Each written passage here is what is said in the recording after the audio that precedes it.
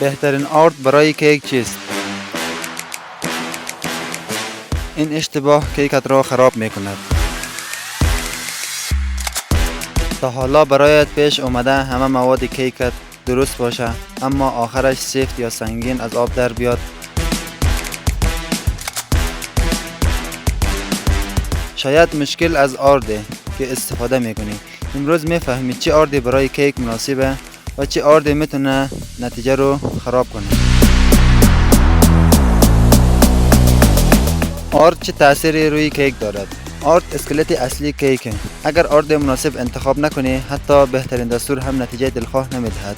نوع آرد روی نرمی پوف و بافت کیک تأثیر مستقیم دارد. اگر آرد مخصوص کیک در دسترس داری بهترین انتخاب است. این آرد پروتئین کمتر دارد و باعث می شود کیک نرم، سبک و اسفنجی شود.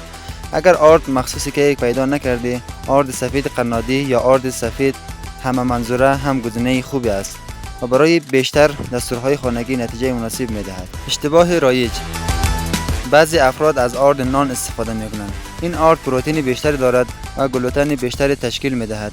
به همین دلیل ممکن است کیک سفت، کشدار و کمپوف شود. الک کردن آرد: فراموش نکن آرد را 2 تا 3 بار الک کنی. این کار باعث می شود آرد هوا بگیرد، گلوله ها از بین بروند و بافت کیک لطیفتر شود. چند نکته طلایی: همیشه آرد را با ترازو اندازه بگیر. آرد را بعد از اضافه کردن زیاد هم نزن. آرد را در جای خشک و خنک نگهداری کن.